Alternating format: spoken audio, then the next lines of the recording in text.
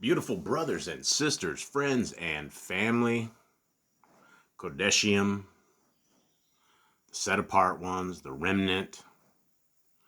Much love to you guys. How are you guys doing this fine day of this week? I can't thank you guys enough for spending your very valuable time sitting together as a little family here, reading the scriptures of our Creator, reading one of the greatest things that we've ever been given besides an opportunity to make it to the kingdom, which is the word of our Creator. And it is the word of our Creator that we find books like Genesis, Exodus, Leviticus, Numbers, and Deuteronomy that give us instructions for the future. It gives us instructions on how we should act and operate, what we should eat, what we should do, how we should run our businesses, how we should run our family, and many, many, many more things. It's a guidepost to life, and it's one of the most rejected things in the entire world, because we live in this world that people say they don't reject God, which that isn't his name. That's a lie. It's a surtitle. It's a name that was put in there by the powers that be, the evil scribes that have put together all this stuff. But we've been given a wonderful opportunity to serve our Creator how he wants us to serve him. And the rejection of the law is something that is worldwide. It doesn't matter which country you're into. When you reject the first 5 books of scriptures, you're rejecting the Father and you're rejecting the Son. By default, they will reject you. Now, those are fighting words for a lot of people because that is not what people have been programmed. That is not what the cult of programming inside of these so-called religions tell people. We have things that are once saved, always saved. We can ask Jesus into our hearts and never lose salvation. This is what the Christians will tell you when we don't have any such thing in scriptures. We don't have that instructions that these people in these 501c3 tax-free corporations, we don't have those instructions. And so if we don't have those instructions, then what is the road to salvation? Well, the road to salvation is the same road that our forefathers like Abraham, Isaac, and Yaakov had. It's the same instructions, right? If you will be obedient to the laws, the statutes, and the commandments of our Creator, he will choose us for all times, all generations, all peoples. He will choose us and our families. But it's not for families that are Torah unobservant. It is for those of us who are Torah observant. Those who love the first 5 books of scriptures. Those of us who have written the first 5 books of scriptures on our hearts, on our minds, on our souls. That we are walking in them. That we have become a covenanted people. Our goal is to become a person, a people in covenant. To be in covenant, that means that it is a two-way street. We have to do something for that other something to be in effect. For us to be saved for all times, all generations, all eras, we have to be loyal. And being loyal isn't a big thing because it is very good advice, very good words, very good knowledge, very good wisdom that we have been given. But most people are too lazy to ever read their scriptures, to ever yearn to write them on their hearts, minds, and souls, to ever want them in such a fashion that you fall in love with our Creator. And you can't fall in love with our Creator when you hate his ways. When you reject the law and say the laws have been nailed to the cross or been fulfilled or they don't apply to you. We have a Messiah that came and told us not one jot or tittle of the Torah will ever be gone until heaven and earth pass away. He goes even further and says he didn't come to destroy the Torah or the prophets. He came to uphold them. He came to show us that there is a way of strength, a way of unity, a way of collaboration, that as a people of a new government, I'm not talking the New World Order, I'm talking the new government of Yah. That is the government.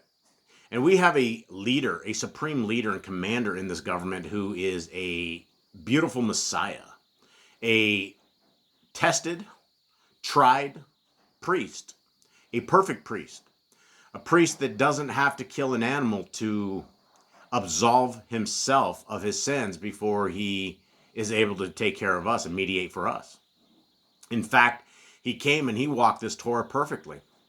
He suggested that we all do the same. He says, if you love me, keep my commandments. But yet, the Christians will say there's only 2 commandments. And in those 2 commandments, they totally violate the very first one, which is to love our Creator with all of our heart, with all of our mind, with all of our soul, with all of our strength. That's what this is all about. And when you fall in love with the Torah, then you fall in love with the actual heart, mind, and soul of our Creator. And you realize how great He is, how wonderful He is. And it's not about going on a Sunday, singing Christian songs, eating pig for a potluck afterwards, living the Christian life. In fact, Christianity is completely opposite of what scriptures say to do. So is Catholicism, so is Mormonism, so is all of Hinduism. All of these religions, right? Buddha isn't in scriptures, right? I'm sure a lot of stuff that the old Buddha says is probably good advice, but there's only one Elohim that has put it down for us to pick up that we need to keep and obey. That is a test for our soul. When we breathe our last breath, we're going to immediately figure out what in the world is going on. And for a lot of us, in fact, the majority of us, it's going to be very scary. Because instead of us being in a place of peace, we're going to be in a place of torment. We're going to be in a place of depression, oppression, horrible feelings. And it's something that I'm always out here begging and pleading and doing whatever I possibly can to try to get the stragglers. Because according to the second book of Ezra, those who are saved are a drop of water compared to a wave. When Matthew 7 says there's this gate, and it's a gate that with a wide path of destruction on the left and right. Most don't make it, it says. Why would our Messiah say most don't make it when there's 3 million or so Christians, so-called Christians? How can this be? How can there be a conflict of what the actual scriptures say with what man says?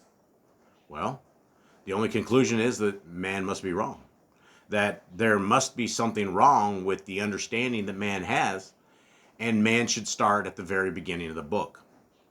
And when we read this book from the very beginning, it is something that you will learn a tremendous amount of things. I encourage everybody to read this first 5 books, Genesis, Exodus, Leviticus, Numbers, Deuteronomy, at least 5 times, slowly. Something so slowly that you can pick this up and that you can understand how we are to behave now and in the kingdom to come. Every rule and regulation and law that everybody says, oh, it's bondage. Oh, it's so bad. It's like putting chains on your feet and walking around with a giant ball and chain, right? These are people who've been lied to.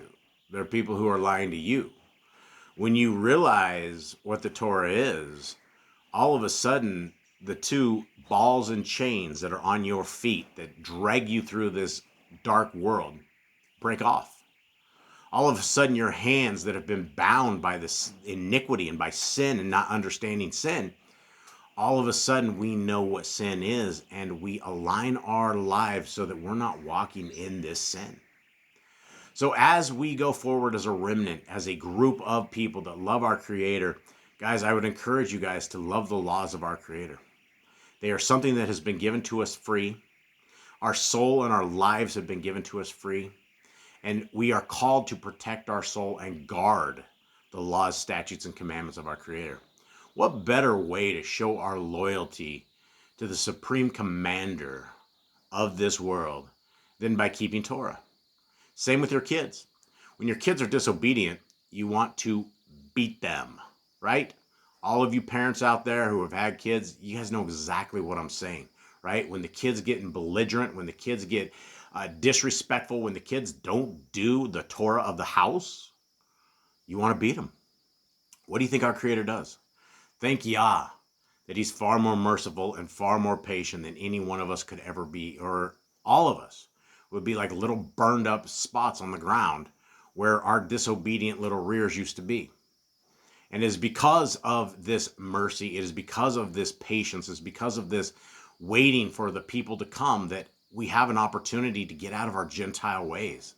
Get rid of the Christmas and Easter and all of this Thanksgiving and 4th of July and all these satanic holidays that have nothing to do with the remnant. All of that stuff has to do with the world. And we are told to stay away from the world, set ourselves apart. Don't watch movies. Don't watch TV. Don't listen to evil music. Don't listen to any of this stuff, right? Don't let your eyes become a darkness to your soul.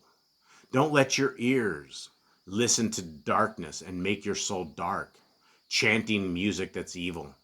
All of this evil, of this nasty world is all around us. We're told to be set apart from it.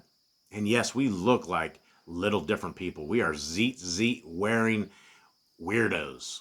And it is the cool kids. Like all the cool kids are the zeet wearing weirdos. And if you guys are one of these weirdos, shalom, shalom, much love to you. High fives, big hugs. I love y'all.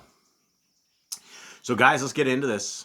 We are in the book of Enoch, and I'm on day 3.5 of my water-only fast. And I don't say this to, I don't say this with a sullen face or looking like a Pharisee. I say this because I am in the mood and mode of encouraging all of you guys to make this happen for yourselves. I think there is a huge health benefit of fasting.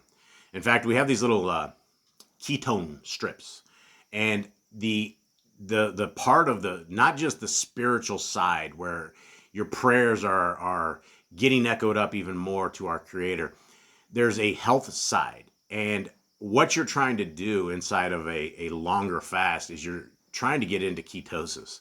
And that means essentially that your body is no longer burning glucose, that your body is no longer feeding off of stuff inside of its liver, inside of its kidneys. You have gone to where you are strictly eating your own fat.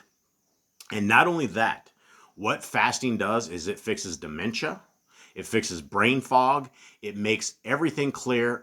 I've seen it where people say it's cured cancer in a leg with a 10-day water fast. Imagine that. Guys, imagine us not feeding these cancers and these tumors and all of these things that are plaguing us with this poisoned food that we're eating. And guys, we can go a long time. We can go 50, 60 days easy with this. It's not easy. Let me take that back. It's not easy. It's hard. Day 3.5. By 5 or 6 tonight, we'll be on day 4. We have done a urinary test on Caden. Caden is my twin boy. He's running this fast with me. Everyone in the house is actually fasting right now, but he and I are on day 3.5 right now. Everybody else is on day 2. And when he used one of these ketone strips, he is in ketosis. And that means his body is absolutely functioning as it should. And guys, the benefits of fasting, when you have old dead cells or cells that are halfway dead, things that aren't working, that brain fog, right? That aging stuff, all of this stuff that hurts us, it starts eating all of these jacked up cells. It starts eating all of this trash, all of this garbage, all of this stuff that makes you sick. All of the bad is eaten up and tossed out. It's out of here. And so that is why during a fast, you may not feel great. You don't. I'll tell you that. I don't feel good at all. Nights are long. Gives you a lot of time to pray. And it's something very much that when we are fasting, there's an absolute spiritual side, physical side, and a something that you just can't get as we're shoving this poison food down our mouths. And so, guys, I'm hardcore onto this. I think I'm going to be able to do a 12-day fast, and if I can get to 12 days, I'm going to roll even further into this. I'm going to go as long as I possibly can. And There are times that obviously you don't feel well, but it is something that is very, very good for you. Now, guys, what you're looking at before you is you are looking at a limited edition print of the Yah Scriptures, the greatest English translation that has ever been distributed. It is one of the cheapest scriptures you will ever find anywhere. It's under $100. And it's 103 books with large print. 3 beautiful bookmarks. It's a 7-pound book. Guys, this low caliber guns are not going to be able to shoot through this. It is a wonderful book. We have never had anybody get this book and say this is a terrible book or a terrible translation or anything of the sort. There's always those who want to dispute certain words and certain things. And I will tell you, this is always, as we are doing Yah Scriptures, it is always a work in progress, right? There's still some possible changes. There's still some other stuff that we are looking into. But we don't just go willy-nilly changing things. When Messiah says, not one jot or tittle of the Torah will be gone until heaven and earth pass away, I take that to be where it is. And, we've had all these lying scribes and all these people over the years that have changed, like the word of Yahuwah, right? This is what you have as God. Nobody even knows the name of our Creator when our Creator's name is supposed to be held in high respect. You have the Zeus who won't even say it. They go, something like that, right? That's their name of Elohim Most High, Yahuwah. And then we have Yahushua, right? Everybody knows him as Jesus. Who? Jesus? There were no J's in Hebrew. What are we talking about? How is there only one name under heaven by which man may be saved? How is that possible when we say the wrong name? Right? And so it is very imperative that we get this right. And for everybody that has received these, many, many blessings have gone out to them. There's so many people reading scriptures. Getting with you guys in the Torah community has been so incredible. And just the testimonies that come out of the prisons, because this is the main thing that Yah Scriptures is here for. This is one of the reasons that we don't give scriptures free to those who can't afford them. But what we do give is we give all of our apps absolutely free of charge. We've developed all these apps by the hands of you guys out there helping us to fund this. And for anybody that has not updated the latest Yah Scriptures app, grab the updates. Huge updates. I'll show you guys here in just a second what we have, as soon as I recap what we are in with Enoch. So guys, limited edition, still available. Still have a good source of stock into this. Get them while you can. Okay, Cliff Notes. This is what we're doing with Enoch. We made it through chapter 5 yesterday, and Enoch is an incredible book. And so we are deep diving into this. And so the first chapter, Yahuwah comes with 10,000s of the Kodesh ones. He's bringing judgment upon all the wicked and unrighteous. Harsh words and evil deeds of sinners will be reproved. And there was encouragement for the righteous and elect to stand firm. All of us, right? Stand firm in this darkness. Stand firm. Be a savage of the laws of our Creator. Don't let people tell you the laws are dead and on the cross. That's insane. It doesn't say that anywhere in the scriptures. Why would we ever allow that to be there? We're to guard these words and guard the words of our Creator. Chapter 2. The Shamayim, the sun, moon, and stars, they obey the Torah of Yah as well. That's why we see all of these people, the powers that be, that are tricking everybody, like, oh yeah, you're spinning around, you're a bunch of iguanas that came out of the water, and you've turned into monkeys, and now you're humans, and all this. None of this is intelligent design. It's just it's random happenstance, right? That's the lies of the deceivers that we are into. Continuing on in chapter 2, the natural world operates in righteousness and order, unlike man. Right? We still see our sun. We still see our moon. We still see the stars, all the same constellations that if you were hurling thousands of miles around the sun, all the stars around us would change. They would change their order. It would not be what you can see, but the stars never change, right? They spin around us in our little firmament. All creation reflects the esteem and glory of Yahuwah. Chapter 3 talks about the seasons and cycles that testify. The trees, the leaves, the seasons follow the commands of Elohim. And if the trees do, why don't we? If we're supposed to be smarter than a tree, are we smarter than a tree? Are we keeping the laws, statutes, and commandments of our Creator? Nature does not transgress its appointed time. It shows the contrast with disobedient mankind. Chapter 4 is about the creation functions as a continual witness against sinners. The earth and heavens stay true to their design. Condemnation is implied for those who rebel. And chapter 5, the sinner shall perish and be accursed despite worldly prosperity, right? It's so hard for a man to enter into the Shamayim that is rich. Righteous shall receive peace, joy, and deliverance. And there's a clear separation between those who walk in righteousness and those who corrupt their ways. And so with that, let us get into this. This is it. And let me give you a quick tour real quick of the final version, I think, of this. I don't have any other plans made. I don't know of any other bugs, any other errors in this. We're done, right? We redesigned the front page right here just a little bit. And we fixed some of the Torah commands that were right there. Had some of the Hebrew letters, what we call them, the funky letters. They were messed up. That has been fixed, right? The bookmarks now have been fixed. So check it out. Go one, bookmark it, bada bing, bam. Chapter 2, or actually just bookmark this here. Bookmark 3, right? I think I got to go back. Hold on. 3, bookmark, bam. Okay. Now we can go home and we can go right here to bookmarks. And I think I just jacked this up. I did this by this. Either that or I've discovered another bug. And I don't think I have. There it is right there. Okay. So what we did before is they were deleting both of them. So now I'm deleting one and it stays there. Okay. Now something really, really cool. Check this out. Now we're heading. This is all free, guys. You can go to the Google Play Store. You can go to the Apple Store. Just type in Yah Scriptures. Guys, we're so close to the Spanish version. It looks so pretty and it looks so good. We're just fixing a few chapters right now and a few things that we didn't know how to translate properly to Spanish. But take a look at this, right? So now inside of the book of Enoch that we're going into chapter 6. Look at the very tippy top right here where it says chapter 6. Now, when you put your font really big, you can't see the tippy top that actually said it. It just goes to Canuck, and it kind of shuts that down for those of us who are blind and we want to turn the font way up on this. And for those who want to turn the font way up, it's right here under settings. And I guess this is all the way up, but this is a tablet. But on a phone, it looks funny. So this is as high as you get onto this. Okay. And one other thing that works now is that the copy and paste was jacked up, and now it works fabulously.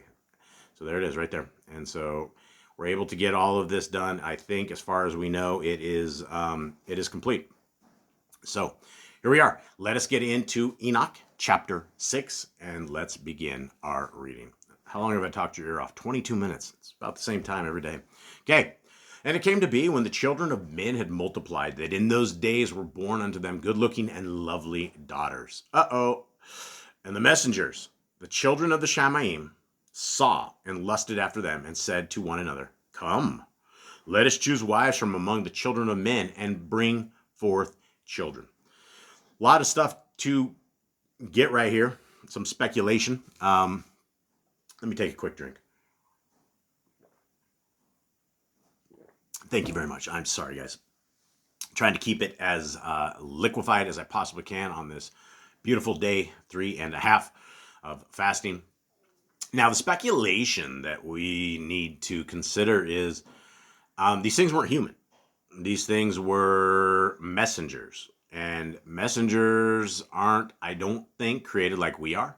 So we do know from the extracurricular books in Yah Scriptures, the Apocrypha, Adam and Eve, that these messengers, these demon things, well, they're not demons quite yet, but the messengers can turn themselves into anything, right? We know that Satan can produce himself into a ravaging angel of light. From the book of Adam and Eve, we know that they can transform themselves into basically anything. And so the speculation is here, possibly, one of them, is that these things morphed or took appearance of humans, like humans, right? Because what we're dealing with here is we are dealing with messengers mating with the women of the earth. So let's continue on. And Shemiatza, who was their leader, said to them, I fear you will not indeed agree to do this deed, and I alone shall have to pay the penalty of a great sin. And they all answered him and said, Let us all swear an oath, and all bind ourselves by mutual curses not to abandon this plan, but to do this matter. Then they all swore together and bound themselves by mutual curses upon it. So here are some more examples of words becoming bonds, right? We hear of word curses often. We hear of the witches and warlocks and demons and all these people, they all conjure and use words and spelling to do things. So these guys all got together. They all did, like they do in a football game. They all huddled around. They all put their hands in there, and they're like, let's go. And they all swore together that they were going to defile the women all together as a team, right? It wasn't just going to be Shemyatza or Shemyatza. It was going to be all of them. And they were, in all, 200 who descended in the days of Yared on this summit of Mount Kermon. And they called it Mount Kermon because they swore and bound themselves by mutual curses upon it. And these are the names of their leaders. Shamlatzatz, their leader. Arakleva, Ramiel, Kokabab, Tamleel, Ramliel, Daniel, Yakizel, Barekiel, Ashael, Aramos, Bat Arel, Anlel, Zach Leel, Shimshathiel, Sat Arel, Zuriel, Yamiel, Seriel. These are the chiefs of the 10. And I probably slaughtered the names. My apologies to anybody that can pronounce these a little bit better. But let's talk about what we're dealing with here, right? We're dealing with a human population, and we're dealing with at least 200, right? 200 who descended in the days of Yared. So we have 200 messengers. Now we're going to have these 200 messengers going into 200 women. And from this, we are doing all sorts of crazy stuff. And all the others, together with them, took unto themselves wives. And each one chose one for himself. And they began to go in unto them and to defile themselves with them. And they taught them charms and enchantments and the cutting of roots and made them to know plants. And they became pregnant. And they brought forth great giants. And the giants brought forth Nephilim. And the Nephilim brought forth Eliud. Okay, before we go into this, right, there's a couple things that we should consider. Number one is that it says they came into them and they took wives. So it is possible these 200 had 400 wives or more or something of the sort, right? They probably had as many as they wanted at this point. But let's just take into an example that we have 200. And so we have just brought forth great giants, right? And so the first of the giants, there's another part of this that there's actually three different sets of giants. We have the Nephilim, which everybody's heard of. We have the Nephilim, and then we have the Eliud. And I can't remember which. There's another book in the Apocrypha where it talks a little bit about this. But let's talk about what we are dealing with, right? So we have messengers that probably became the size of human beings, mated with the wind. Now we have generation 1 of the Nephilim. And you're going to be just like the generations of human beings, right? You have a baby, the baby comes out, and all of a sudden, these things start growing big, right? Huge, monstrous size. But what we're also dealing with here is we're dealing with that generation. So we still have generation 1 of the giants. Now you have generation 1 of the giants that intermarry into generation 1 of the giants. So basically you have interbreeding among the 200. So the 200 are now mating amongst themselves, and the next generation that comes out are even bigger. And even bigger, because a lot of people don't understand how this, how could a woman have a giant child? Well, I don't believe from these scriptures and from reading this that it was down like this. I believe it was multiple generations, hundreds of years that we are dealing with right here in this particular text. And so you have the giants that are mating with the giants, and you have the Nephilim, and the Nephilim are mating, and then you have the Eliud, and those guys are mating as well. And by the time you get done, you have ginormous entities, huge. These things are monstrous, right? You wonder where the pyramids came from. You wonder where all of these giant things came from that man still to this day can't build without a ton of machinery, without a ton of engineering. Somehow back in the day, these guys were able to do this. Well, when you're 200 feet tall, it doesn't become a great mystery anymore on exactly how you get stuff done. So continue on with this, right? We have all these we have these in this one verse, in verse 2, we have a big generations, right? The family tree just got huge. Okay, then these monsters, going into 3, who consumed all the acquisitions of men, and when men could no longer sustain them, the giants turned against them and devoured mankind. Okay, so all of a sudden, all the crops, all the farming, all the stuff that the man was making to sustain men, well, these guys have big appetites. These things are 100 feet tall. They're absolutely monstrous in size, and the genetics are just getting bigger and bigger. And pretty soon, there's not enough food in a little field that you can feed one of these guys, right? And so all of a sudden, they started to devour mankind. And so you have these 100-foot machines, monstrous things that are snacking on human beings, right? Probably had a little baby as an itty bitty, it'd be like an olive or something of the sort. A human being, I mean, you just pop the head off. It's not very big. Like when we are talking about, even in the book of Joshua, when most of these huge things were gone, still they were very concerned. They said, we look like locusts in the eyes of these things.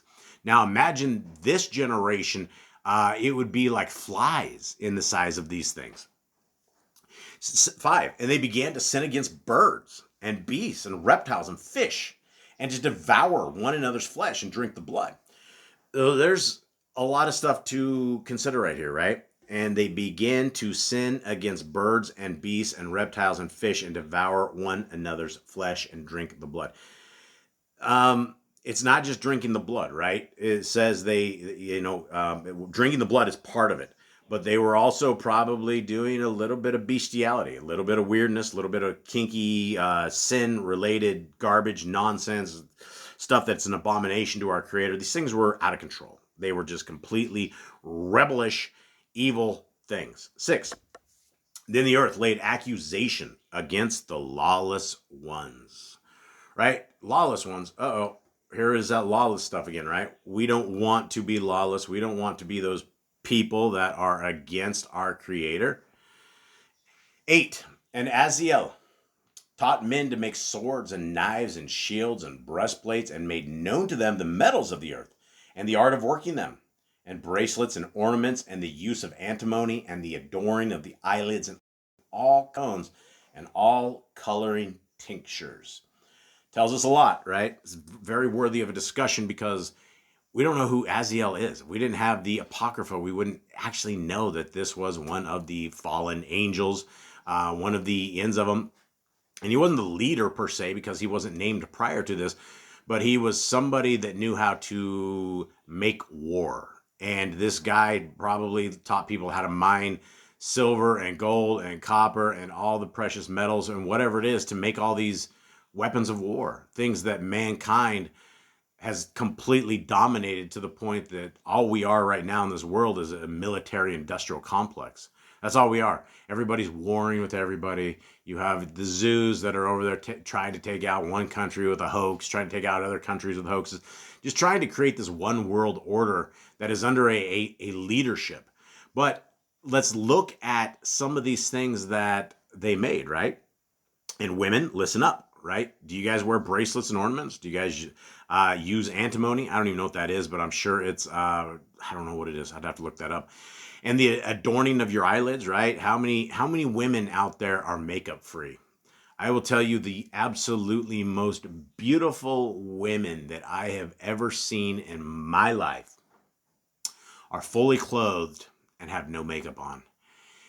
All my life, it has just been a wonder looking at those who will cake their face with makeup. And by the time you're done, you have no idea what you're even looking at or what the woman is going to look at until she completely pries this stuff off, right? It's something that it came from the Nephilim. It came from the fallen angels, all of this stuff. Right. And so by putting on all of this jewelry and all of this adornment, all of this makeup, costly stones, coloring tinctures, it's something that is something that mankind was never supposed to have. We weren't supposed to be doing this. And so if that is you. And I know there's a lot of you guys out there. I don't mean to cast judgment on anybody out there, but I'm just saying that the history of where this stuff came from is from the fallen angels. So all of this. And my wife used to wear makeup back 28, 29 years ago when I first met her. It's the first thing I got rid of was makeup. And she used to wear earrings. She used to wear all this stuff. And I stripped her of all that. There's no reason for any of that stuff. I don't know why you need to have all this stuff on there. And I just believe that a woman is beautiful in her natural form. And I'm not enamored with these half-dressed women that are wearing these horrible spandexy things. I don't know about any other country, but here in this third world country, the women wear this like spandex that is like, it's got to be like 5 times smaller than it should be. And there's it's nasty. It's really, really nasty. It's all part of the deprivation and the depravity of the world we are in. 2, and there arose much wickedness, and they committed whoring, and they were led astray and became corrupt in all their ways.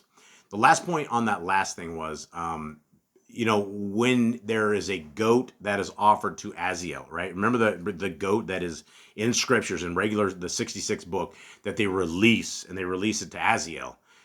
That's in memory of this demon, this guy that corrupted all of mankind. He did very, very wicked stuff. And so if there is a scapegoat like Aziel,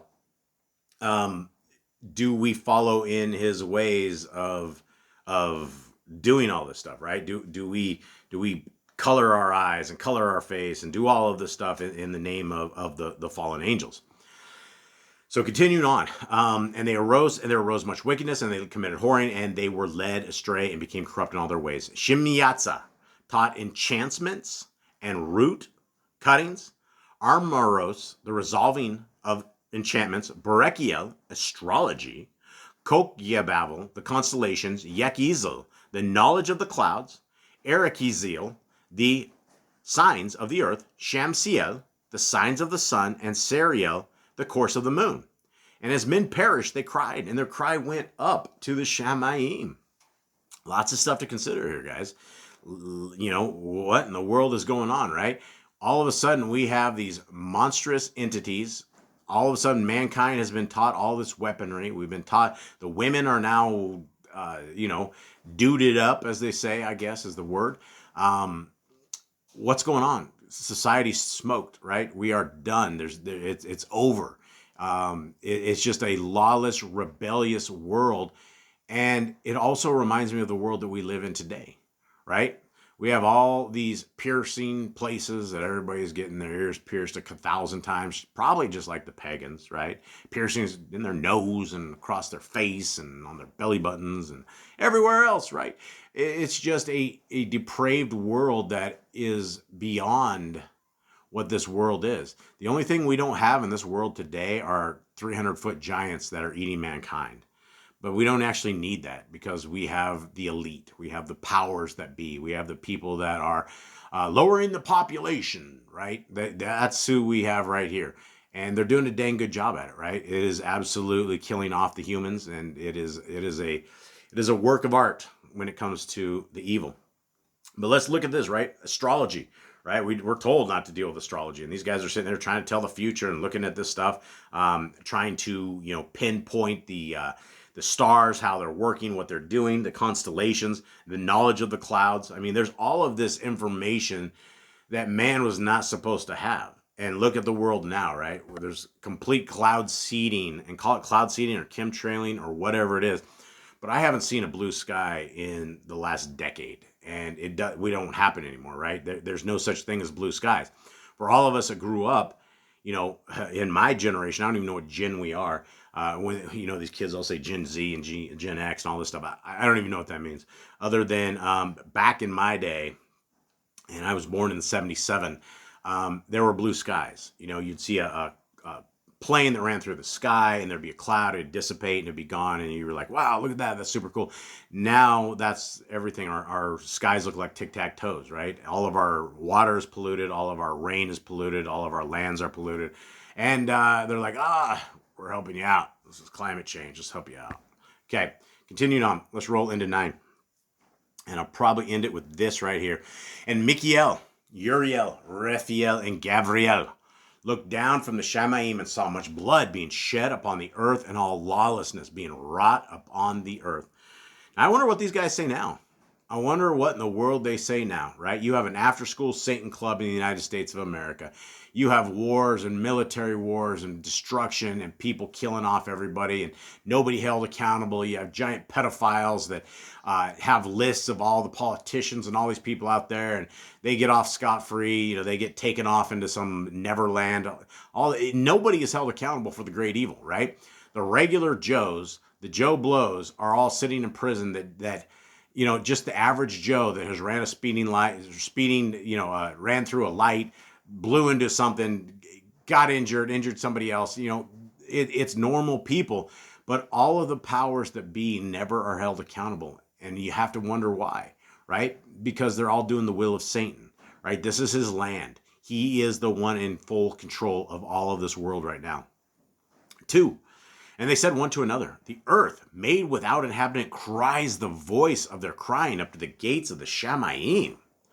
And now to you, the Kodeshim of the Shamaim, the beings of men make their petition, saying, bring our cause before the Most High. And they said to Yahuwah of the ages, Adon of masters, Elohim of mighty ones, sovereign of sovereigns, and Elohim of the ages. The throne of your esteem is unto all the generations of the ages. And your name Kodesh and magnificent and Baruch unto all ages. You have made all, and you have power over all, and all are naked and open in your sight, and you see all matters, and none can hide himself from you.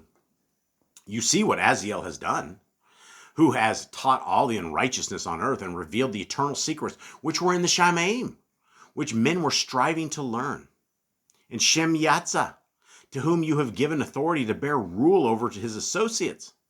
And they have gone to the daughters of men upon the earth and have slept with the women and have defiled themselves and revealed to them all kinds of sins. And the women have borne giants.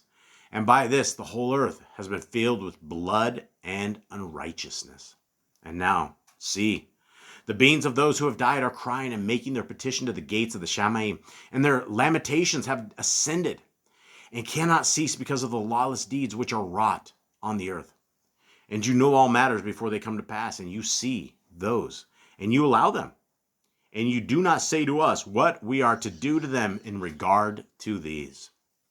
So you have some very smart messengers.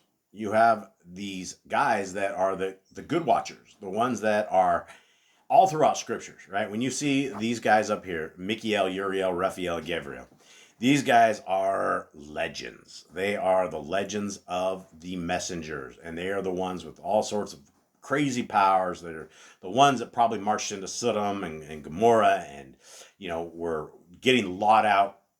It's a group of very powerful entities. And when we hear about the legions of messengers that our Creator has that are in defense of all of us, right? This is a good thing. This is something that all of us as Yah's people have a supernatural defense and things like this that are there to protect us. So in the event that we have these demons, which I believe there's demons all around us. I believe the demons are always after all of us. They're after our kids. They're after us. They're after our any precious ability of our life to have a normal life as a set apart individual. These demons are there to disrupt. And I think if we actually were able to see into the realm of the messengers and the demons, we would be astounded at what the messengers do to save us from these demons that are probably just trying to take us at all times. How many times has somebody almost robbed you that all of a sudden got clocked over the head in the middle of an alley? How many times has some evil person been trying to ruin your family or ruin something in your life? And you never even know. We just walk on like it's a casual day. We have no idea that the forces of darkness are out there to take us to school. And so, guys, this is an amazing book. This is a very, very amazing book. And I don't want to rush this book because I think there's a lot that we can learn from all of this, me included. I've read this a billion times and it never, ever gets old. And so, guys, as we read through this, as we are trying to seek our Creator where He's able to be found, when we are Yah's people in all ways, shapes, and forms, this is what the Torah life is about. This is what the kingdom is about. It's about seeking our Creator where He is able to be found, and He's not able to be found on TV. He's not able to be found on radio, or all the satanic stuff is all around us, right? It only takes our observations and our time away from our Elohim Most High. Guys, we need to align our lives. We need to align our hearts. We need to be a part of the kingdom to come, and that's not looking like the world, tasting like the world, smelling like the world. So guys, I hope this has encouraged you. I hope you guys have a wonderful weekend. I don't know if I'll be doing another one. I hope that you guys will join us live for Shabbat. We're on our main Yahuwah and the Torah YouTube channel. That is where we go live, and we have an amazing time sitting around our little table, hanging out with all of you guys, talking and chatting and discussing scriptures and just having a good time. So guys, I love you all. Much love to you. Shalom, shalom.